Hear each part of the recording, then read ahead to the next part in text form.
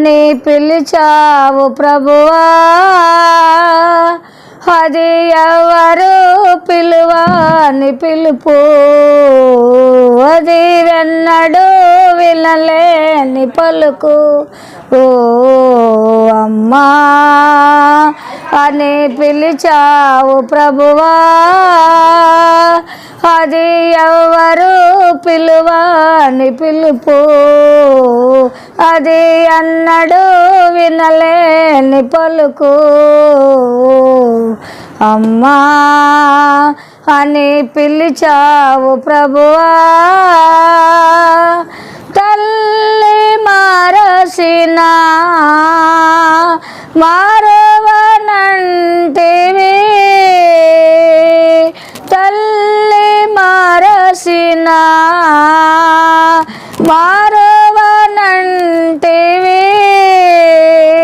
నిలిశాను నీ ముందు ద్రోసినై, నిలిశాను నీ ముందు ద్రోసినై, దొరికింది నీ పాద సన్నిధి ప్రభువా, దొరికింది నీ పాద సన్నిధి ప్రభువా. అమ్మా అని పిలిచావు ప్రభువా, అది ఎవరు పిలువాని పిలుపు, అది అన్నడు వినలేని పలుకు. నా వారు వెలివేసిన విడువనంటివి, నా వారు వెలివేసిన విడువనంటివి, ప్రేమ అద్భుత ప్రేమ, ప్రేమ అద్భుత ప్రేమ, నీ మేలునే నెల మరువాను ప్రభువా, నీ మేలునే నెల మరువాను ప్రభువా. అమ్మా అని పిలిచావు ప్రభువా, అది ఎవరు పిలువాని పిలుపు, అది అన్నడు వినలేని పలుకు. అమ్మా అని పిలిచావు ప్రభువా, నా రాళ్ళతో నీవు తరుమబడితివి, నిలిచాను నీ ముందు ద్రోసినై, నిలిచాను నీ ముందు ద్రోసినై, దొరికింది నీ పాద సన్నిధి ప్రభువా, దొరికింది నీ పాద సన్నిధి ప్రభువా. అమ్మా అని పిలిచావు ప్రభువా, అది ఎవరు పిలువాని పిలుపు, అది అన్నడు వినలేని పలుకు. అమ్మా అని పిలిచావు ప్రభువా. హల్లెలూయా.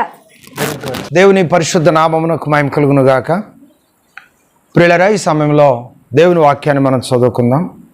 1 కొరింథీయులకు రాసిన పత్రిక 10వ అధ్యాయము 31వ వచనాన్ని మనం చదువుకుందాం. దేవుని వాక్యం ఎలాగూ రాయబడి ఉన్నది. కాబట్టి మీరు భోజనము చేసినను పానము చేసినను మీరేమి చేసినను సమస్తమును దేవుని మహిమ కొరకు చేయుడి. చదవబడిన వాక్యము మన జీవితాల్లో దేవుడు చేసినటువంటి ప్రతి మేలును బట్టి దేవునికి మనం కృతజ్ఞతా వందనాలు చెల్లించే అనుభవాలను జ్ఞాపకం చేస్తోంది. ప్రియులారా, మీరు భోజనము చేసినను పానము చేసినను మీరేమి చేసినను సమస్తము దేవుని మహిమ కొరకు చేయుడని దేవుని వాక్యం తెలియజేస్తాము. మనము ఈ లోకంలో జీవిస్తూ ఉన్నప్పుడు ఆరోగ్యాలను మనం సంపాదించుకుంటూ దినదినము ప్రతి నెల ప్రతి సంవత్సరం క్షేమాభివృద్ధి చెందుతూ మనం వృద్ధి చెందాలంటే కంపల్సరిగా ఈ శరీరానికి కావలసినటువంటి పోషణ చాలా అవసరము. చిన్న బిడ్డలకు కావలసిన పోషణ దేవుడు చిన్న బిడ్డల కొరకు సిద్ధపరిచాడు. పెద్దవారి కొరకు సిద్ధపరిచినటువంటి పోషణ పదార్థాలను దేవుడు పెద్దవారి కొరకు సిద్ధపరిచాడు. చిన్న బిడ్డలను పరిశుద్ధులైన దేవాతి దేవుడు మనలను ప్రేమించి మనకు అనుగ్రహించినప్పుడు వారి పట్ల మనం బాధ్యత కలిగినటువంటి వారిగా ఉండాలి. దేవుడు బిడ్డలను మనకిస్తున్నాడు. ఆయన దయ వలన మాత్రమే బిడ్డలను మనము సంపాదించుకుంటున్నాము. ఈ లోకంలో చాలామంది బిడ్డలను సంపాదించుకుంటూ ఉన్నారు. వారి ఆలోచన ఎలా ఉంటుందంటే, సమాజంతో పాటు నేను కూడా బిడ్డలను కన్నాను, సమాజంతో పాటు నాకు కూడా బిడ్డలు ఉన్నారు, నాకు కూడా మగబిడ్డలు ఉన్నారు, నాకు కూడా ఆడపిల్లలు ఉన్నారు, సమాజంలో నేను కూడా ఒక తండ్రిని, ఒక బాధ్యత కలిగినటువంటి ఒక తండ్రిని, నేను కూడా సంసార జీవనమును కొనసాగిస్తున్నటువంటి వాడిని, నాకు కూడా బాధ్యతలు ఉంటాయి, నేను ఈ లోకంలో ఒక ప్రత్యేకమైన సమాజంలో గుర్తింపు కలిగినటువంటి వ్యక్తిగా నేను జీవిస్తున్నాను, నేను బ్రతుకుతున్నాను అని చెప్పి చాలామంది ఆ భావనలో బ్రతుకుతూ ఉన్నారు. కానీ మనిషి జీవితాన్ని దేవుడు ఎందుకు ఈ లోకంలోనికి ఇచ్చాడు? ఈ మనిషి బ్రతుకులో దేవుడు సిద్ధపరిచిన ప్రణాళికలు ఏమై ఉన్నాయి? ఈ మనిషి ఎలాగు బ్రతకాలి, ఎలాగు జీవించాలి, అసలు మనిషిని దేవుడు ఈ లోకంలో ఎందుకు సృష్టించాడు, ఆయన ఉద్దేశాలేంటి, ఆయన ప్రణాళికలేంటి, ఈరోజు మనం తెలుసుకోలేకపోతున్నాం ప్రియులారా. అవన్నీ కూడా మనం తెలుసుకోవాలి. అవన్నీ తెలుసుకోకపోతే ఈ భూమి ఏంటి, ఈ భూమిలో ఈ అందమైనటువంటి ప్రకృతి ఏంటి, ఈ అందమైన ప్రకృతిని దేవుడు మనకు ఆహ్లాదకరంగా మార్చటం ఏంటి, ఈ చెట్లు ఏంటి, గాలి ఏంటి, వెలుతురేంటి, ఈ మానవులేంటి, ఈ మానవ దేహానికి సంబంధించినటువంటి పరిస్థితులన్నింటినీ కూడా మనం సమకూర్చుకోవటం ఏంటి, రేత్రి లేదు పగులు లేదు. ఈ మనిషి ప్రియులరా అనుదినము కష్టపడుతున్నాడు, అనుదినము ప్రయాసపడుతున్నాడు మనిషి. ఒకసారి పల్లెటూరులోకి వస్తే మనం ఏమనుకుంటామంటే, ఏంటి ఈ టైం అయినా ఇంకా మెలకుగా ఉన్నారు, ఏంటి ఈ టైం అయినా ఇంకా పని చేస్తూ ఉన్నారు అనుకుంటాం. కానీ టౌన్స్లోనికి వెళ్తే నైటు లేదు పగలు లేదు, ఎప్పుడు కష్టపడుతూనే ఉన్నారు. కారణం ఏంటో తెలుసా? ప్రతి మనిషి ఈ లోకంలో తను చేతైన పని ఏదో ఒకటి చెయ్యాలి. తను పని చేయలేదనుకోండి తనకు ఆహారము దొరకదు. ఆహారం దొరకకపోతే తను ఈ లోకంలో ఆరోగ్యంగా బ్రతకడానికి అవకాశము ఉండదు. అందుకొరకని చాలామంది దేనిని నిర్లక్ష్యం చేస్తారంటే ఆహారాన్ని నిర్లక్ష్యం చేస్తారు. పావులా సంపాదించుకోవటమే గొప్ప. తిని ఈ లోకంలో మన యొక్క హోందాతనాన్ని ప్రదర్శిస్తే ప్రయోజనం ఏంటి?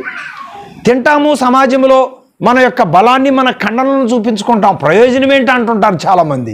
గుర్తుపెట్టుకోండి, ఆహారం తినకుండా నువ్వు ఆరోగ్యాన్ని ఎలా సంపాదించుకోగలవు? ఆహారం తినకుండా నువ్వు ఎలా బ్రతకగలవు? ఆహారం తినకుండా నువ్వు ఎలా పనిచేయగలవు? ఆహారం తినకుండా నువ్వెలా ఈ లోకంలో నీ అవసరతలను తీర్చుకోగలవు? నువ్వు ప్రయాణాలు చేయగలవు? ఇతరులతో కలిసి ఎలా బ్రతకాలో, ఎలా జీవించగలవు? దీనన్నిటికీ మూల కారణం ఏంటి చెప్పండి? బంగారం సంపాదించుకోవటమా, వెండి సంపాదించుకోవటమా, డబ్బులు సంపాదించుకోవటమా, బీరువాల్లో చక్కగా దాచిపెట్టుకోవటమా, బ్యాంక్ బ్యాలెన్సులు పెంచుకోవటమా? ఇవన్నీ మన కళ్ళకు కనపడతా ఉంటాయి, అవసరమైనప్పుడు ఉపయోగపడతా ఉంటాయి, అవసరం లేకపోతే అక్కడే ఉంటాయి. కానీ అనుదినము మనకు కావాల్సింది ఏంటి చెప్పండి? అనుదినము మనకు కావాల్సింది ఏంటి? ఆహారం. ఆహారం చాలా ప్రాముఖ్యమైనది అని దేవుని వాక్యం తెలియజేస్తాం. అందునిమిత్తమై దేవుడు ఈ లోకంలో మనలను పుట్టించినప్పుడు ఏడుస్తూ పుడతాం. మన తల్లి ఏడుపులోనే మనకు ఆకలి తీర్చడానికి ప్రయత్నము చేస్తూ ఉంటుంది. తన పాలును బిడ్డలకిచ్చి తల్లి తన ఆకలి తీర్చడానికి ప్రయత్నము చేస్తుంది. తల్లి వద్ద ఎప్పుడైతే ఈ బిడ్డ పాలు తీసుకోవటం జరిగిందో వెంటనే ఏడుపును మానుకొని చక్కగా నవ్వుతూ సంతోషిస్తూ ఆ బిడ్డ ఏ దినానికి ఆ దినము ఆరోగ్యంగా ఉండటం మనము గమనిస్తూ వస్తున్నాం. ఆ బిడ్డ పాలు తాగుతుంది, ఆ బిడ్డ చక్కగా ఎదుగుతూ ఉంటుంది, ఆనందంగా సంతోషంగా ఉంటూ ఉంటుంది. ఆ బిడ్డ అలా ఎదిగి ఆ బిడ్డ 6 నెలలు దాటిన తర్వాత ఇక ఆ బిడ్డకు తల్లి పాలతో ఆ బిడ్డను బలం పొందే విధంగా చేయలేం. తల్లి పాలతో ఆ బిడ్డ బ్రతికింది. 6 నెలలు దాటిన తర్వాత ఇంకా ఆ బిడ్డకు బలం కావాలి, తల్లి పాలు సరిపోవు. అలాంటప్పుడు ఆ బిడ్డకు మెల్లిగా ఆహారం తినిపించాలి. ఆ బిడ్డకు ఆహారం తినిపించాలి. ఆహారం తినిపించేటప్పుడు చాలా ప్రాధాన్యతను మనం ఇవ్వాలి. ఆహారం తినిపించేటప్పుడు దేవునికి ప్రత్యేకమైన కృతజ్ఞతావందనాలు చెల్లించాలి. ఆహారం తినిపించేటప్పుడు ప్రభువా ఇదిగో ఈ ఆహారము ఈ బిడ్డకి ఇప్పుడు మీరు ఇవ్వబోతున్నారు, ఈ ఆహారం ఈ బిడ్డ జీవితకాలం అంతా ఈ బిడ్డకి ఆహారం దొరకాలి, అలాగే ఈ ఆహారం అందరికో పెట్టే బిడ్డగా దేవా ఈ బిడ్డను మీరు బలపరచండి, మీరు ఆశీర్వదించండి అని చెప్పి ఏమండి ప్రార్థన చేస్తూ ఆ బిడ్డను దీవించి దేవుని వాక్యాల్లో ఉన్నటువంటి ఆత్మీయ సంగతులను జ్ఞాపకం చేసుకునొచ్చు ఆ బిడ్డకు ఆహారం పెడితే ఎంత దీవెనకరంగా ఉంటుందో తెలుసా. అందు నిమిత్తమై ప్రియులరా కష్టమైనప్పటికీ కూడా మరి కుటుంబ సభ్యులు ఇష్టంగా ఈరోజు ప్రియ స్నేహితుడు మరి సురేష్ అండ్ జయలక్ష్మి వారి ఇరువురిని దేవుడు ప్రేమించి వారికి అనుగ్రహించినటువంటి రెండో కుమారు కమలాకరకు ఈరోజు అన్నప్రసన్న ఏర్పాటు చేశారు, ఆహారం తినిపించే సందర్భాన్ని ఏర్పాటు చేశారు. అందు నిమిత్తమై మరి వారి ఇంటి వారి వరకే ఏదో చిన్న ప్రార్థన చేయించుకొని ఆ బిడ్డకు ఆహారం తినిపించకుండా ఆప్తులైనటువంటి మీ అందరిని కూడా ప్రేమతో ఆహ్వానించుకొని ఈ సంతోషంలో మీరు కూడా పాలిభాగస్తులు అవ్వాలని, మీరు కూడా ఆ బిడ్డను దీవించాలని కుటుంబ సభ్యులు కోరుకొని ఎంతో ఆప్యాయంగా నన్ను మిమ్మల్ని అందరినీ కూడా ప్రేమతో ఆహ్వానించి ఉన్నారు. ఈ సందర్భంలో మన అబ్రహాం గారిని జ్ఞాపకం చేసుకుందాం. కంట్రోల్ చేయనమ్మా. అబ్రహాం గారిని జ్ఞాపకం చేసుకుందాం. అబ్రహాం గారు తనకు ఒక కుమారుడు పుట్టాడు, చాలా కాలం తర్వాత ఒక కుమారుడు పుట్టాడు. ఆ కుమారుడు పుట్టినప్పుడు ప్రియులరా మంచి ఆహార పదార్థాలు తయారు చేసి ఏమండి ఇస్సాకుకు ఒక గొప్ప విందు చేసి ఆహారం తినిపించినటువంటి సందర్భం దేవుని యొక్క వాక్యములో మనం గమనిస్తూ ఉన్నాం. అలాగే హన్నా కూడా తనకు ప్రార్థన చేయంగా దేవుడు ఒక కుమారుని ఇస్తే ఆ కుమారునికి ఆహారం పెట్టే విధానం ఎలా ఉందండి? దేవాలయంలోనికి ఆహార పదార్థాలు తీసుకెళ్ళి దైవ సేవకునికి అప్పగించి చక్కగా ప్రార్థన చేయించుకొని ఆ బిడ్డను ఆలయంలో పూర్తిగా అప్పగించి ఆహారం ద్వారా బిడ్డను బలపరిచి దేవుని పరిచర్య కొరకు చిన్ననాటి తనములోనే ఆ తల్లి ఆ బిడ్డను దేవునికి అప్పగించిన సందర్భం మనం జ్ఞాపకం చేసుకుంటూ ఉన్నాం. మరి ప్రార్థనాపూర్వకంగా ఆహారం తిన్న ఇస్సాకు ఎలా ఉన్నాడండి? ఆ ఆహారాన్ని 100 మందికి, 1000 మందికి, లక్షల మందికి పెట్టే విధంగా ఆయన చేతి ద్వారా వేయబడిన ప్రతి ఇత్తనం కూడా ఎలా ఉందంట? 30 దంతులుగా, 60 దంతులుగా, 100 దంతులుగా విస్తరించిందంటండి. అందుకే బైబిల్ ఏం చెప్తుందంటే ఇస్సాకు ఆ సంవత్సరము విత్తనం వేయగా ఆ పంట 100 అంతలుగా ఫలించింది. చూడండి, అతను దేవుని దయను బట్టి ఆహారం తింటూ అతను ఆహారం తినేటప్పుడు విందు చేసి ఎంతోమందికి ఆహారం పెట్టినటువంటి ఆ భాగ్యం ఎవరికి ఆశీర్వాదకరంగా మారింది చెప్పండి? ఆ కుమారునికి ఆశీర్వాదకరంగా మారింది. ఇంకొక విషయం చెప్పనా, సమూయేలు పెద్దవాడై అంతా ఇంతై పెద్దవాడై ప్రవక్తై ఎందరినో నడిపించే టైంకి వచ్చినప్పుడంట తన గ్రామంలోనికి సమూయేలు కాలు పెట్టందే గ్రామంలో ఉన్నవారు ఎవ్వరూ ఆహారం తినేవాళ్ళు కాదంట. ఎంత గొప్ప మాట చూడండి, వినండి జాగ్రత్తగా. అతను గ్రామంలోనికి కాలు పెట్టినప్పుడే గ్రామంలో ఉన్నవారంతా ఆహారం తినేవారంట. చూడండి, ఆ భాగ్యం ఆయన సంపాదించుకున్నాడు. ఈరోజు కొంచెం యజమానులు లేటుగా వస్తే ఆయనే తింటాడులే, మనం ఏడ ఆలస్యంగా ఉందాం అని చెప్పి ఆహారం తినేస్తున్నాడు ఈ రోజున. దీని గురించి నేను ఒక మాట మీకు చెప్పగలుగుతాను. అదేంటంటే తినండి, తినొద్దని నేను చెప్పట్లేదు. ఎందుకంటే టయానికి భోజనం చేయాలి. యజమానుడు డ్యూటీ నిమిత్తమనో బెజారు పెత్తనానికనో ఏదో 11 గంటలకు వస్తే అప్పటి వరకు నువ్వు మెలకుగా ఉండి ఆహారం తినలేదు అనుకోండి, నీకు అనారోగ్యం వస్తాయి. నీకు అనారోగ్యం వస్తే నీ కుటుంబం అంతటికి ఎవరు వండి పెట్టాలి? యజమానుడు కూడా అప్పుడు దాకా ఉండకూడదు. యజమానుడు కూడా టయానికి వచ్చి ముందు ఆహారం తీసుకొని తను ఏదైనా పని ఉంటే చూసుకోవడానికి వెళ్ళాలి. అంటే దీన్ని బట్టి నేనేం చెప్పగలుగుతున్నానంటే ఆహారం చాలా ప్రాముఖ్యమైనది. ఎప్పుడు పడితే అప్పుడు తినటం కాదండి. ఆహారం టైం ప్రకారం తీసుకోవాలి, టైం ప్రకారం నిద్రపోవాలి, టైం ప్రకారం ఈ లోకంలో మన అనుదిన చర్యను దేవునికి మహిమార్థంగా కొనసాగించుకోవటం అది మనకెంతో ఆశీర్వాదమని దేవుని వాక్యం ద్వారా బైబిల్ గ్రంథం తెలియజేస్తుంది ప్రియులరా.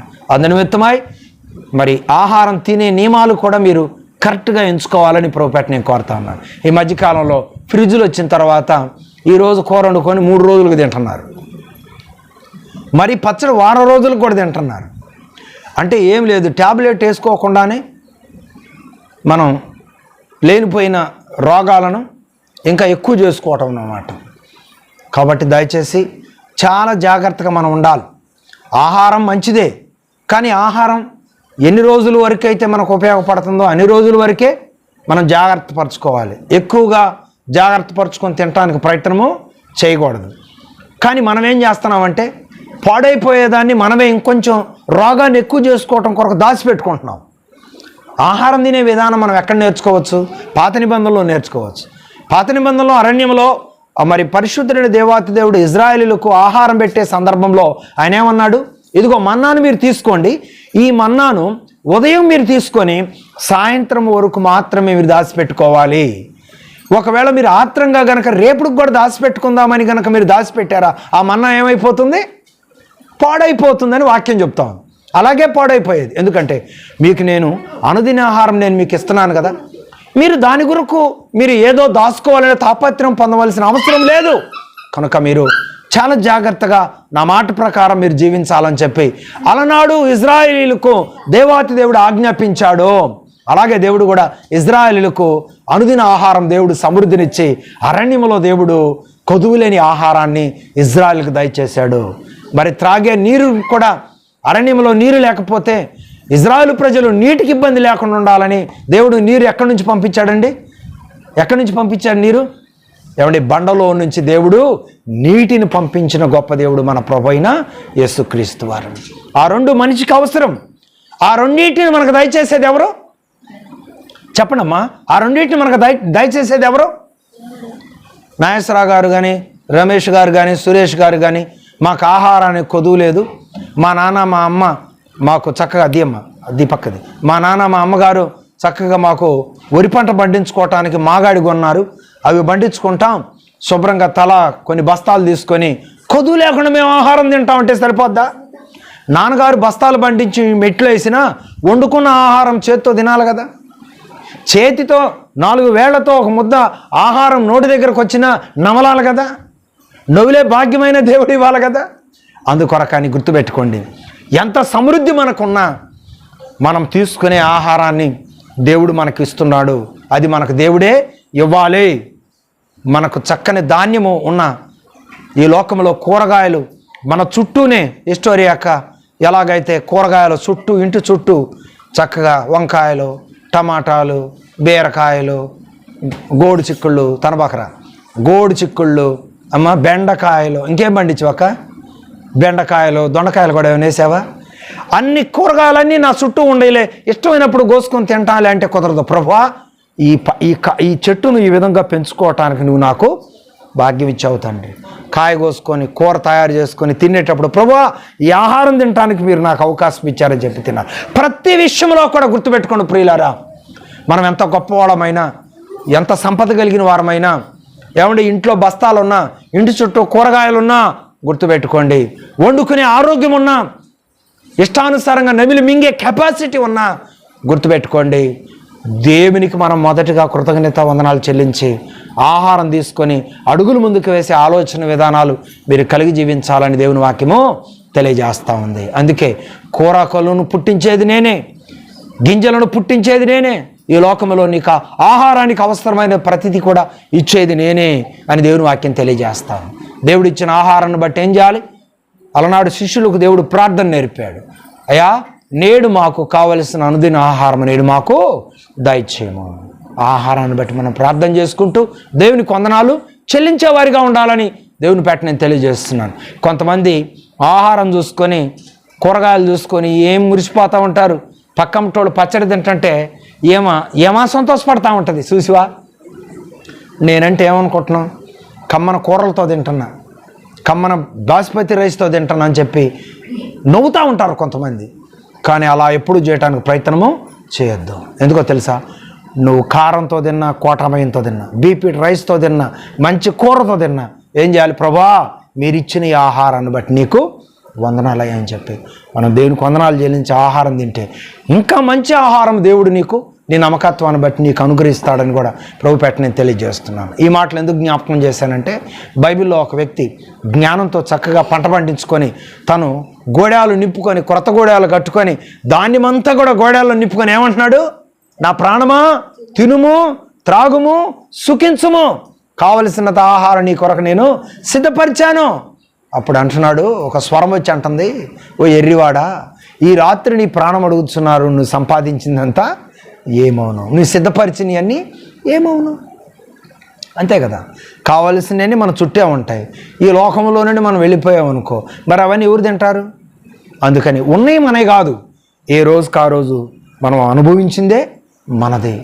దేవునికి వందనాలు చెల్లిస్తూ అడుగులు ముందుకు వేస్తూ ఉండాలని దేవుని వాక్యం తెలియజేస్తాం. అందుకే చదవబడిన వాక్యంలో దేవుడు మాట్లాడుతూ ఉన్నాడు, మీరు భోజనము చేసినను పానము చేసినను మీరు ఏమి చేసినను సమస్తమును దేవుని మహిమ కొరకు చేయుడి, దేవుని మహిమ కొరకు చేయుడి. ఆ వాగ్దానాన్ని ఇప్పుడు మరి ప్రియబిడ్డలు ఇరువురు కూడా సురేష్ అండ్ జయలక్ష్మి వారి కుమారుడి విషయంలో నెరవేరుస్తూ వచ్చారు. అందుని బట్టి దేవునికి ఎంతగానో వందనాలు చెల్లిస్తూ ఉన్నాను. మరి ప్రతి సందర్భంలో కూడా మరి వారు ఆహ్వానించి వారి బిడ్డల కొరకు, వారి అవసరతల కొరకు, వారు ఏ పరిస్థితుల్లో ఉన్నా మరి వీలుని బట్టి ఇక్కడికి అనుకూలత లేకపోతే క్రోసూరుకు ఆహ్వానించి చక్కగా ప్రార్థన చేయించుకొని వారు దేవునికి మహిమార్థంగా అడుగులు వేసే భాగ్యాన్ని పరిశుద్ధుడైన దేవుడు వారికి అనుగ్రహిస్తూ వచ్చారు. అందుని బట్టి దేవునికి ఎంతగానో వందనాలు చెల్లిస్తున్నాను. అలాగే విక్టోరియా అక్కను బట్టి దేవునికి వందనాలు చెల్లిస్తున్నాను. అలాగే చెల్లి కళ్యాణిని బట్టి, అలాగే వారి యొక్క యజమానుడు మాస్టర్ గారిని బట్టి దేవునికి ఎంతగానో వందనాలు చెల్లిస్తూ ఉన్నాను. కూడి వచ్చిన మీ అందరిని బట్టి కూడా దేవునికి వందనాలు చెల్లిస్తూ ఉన్నాను. మరి ఈ సమయంలో మరి ఆ కుమారునికి మనం ప్రార్థనాపూర్వకంగా ఈ ఆహారం తినిపించడానికి ఈ సిద్ధపాటును ఏర్పాటు చేసిన ఈ కుటుంబాన్ని బట్టి దేవునికే మహిమ కలుగును గాక.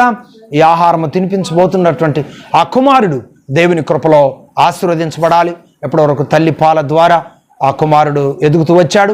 ఇక నుంచి ఆహారం తీసుకొని బలము పొంది దేవునికి మహిమార్థంగా ఆ కుమారుడు ఎదగాలని కోరుతా ఉన్నాం.